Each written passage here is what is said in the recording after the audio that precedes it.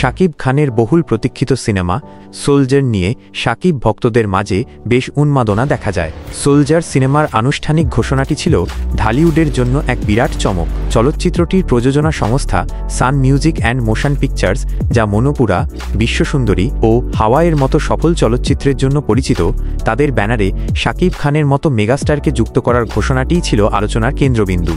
পরিচালক সাকিব ফাহাদ যখন ঘোষণা করেন যে সোলজার একটি দেশপ্রেমের গল্পে নির্মিত হবে এবং এটি সাধারণ মানুষের প্রতিনিধি হয়ে দুর্নীতি ও সিন্ডিকেটের বিরুদ্ধে লড়বে, তখন থেকেই দর্শক মহলে প্রত্যাশা আকাশ ছুঁয়ে ফেলে। ইতোমধ্যে তার সোলজার সিনেমার কিছু ছবি ভাইরাল হয়েছে, যেখানে তাকে গোঁফ সহ এক ভিন্ন রূপে দেখা যায়। এমন লুকে তাকে আগে কখনো দেখা যায়নি এবং এমন গল্পতেও দেখা যায়নি আগে। এটি শাকিব খান নিজেই জানান। শাকিব খানের এই সোলজার সিনেমার মাধ্যমেই বড় পর্দায় পা রাখতে যাচ্ছেন ছোট পর্দার জনপ্রিয় নায়িকা তানজিন তিশা। ইতোমধ্যে শাকিব এবং তিশার শুটিংয়ের কিছু দৃশ্য ফাঁস হয়ে যায়। এবার আসি সোলজার সিনেমাটি কবে মুক্তি পাবে। বর্তমানে শাকিব খান দুটো সিনেমা নিয়ে কাজ করছেন, একটি সোলজার এবং আরেকটি প্রিন্স।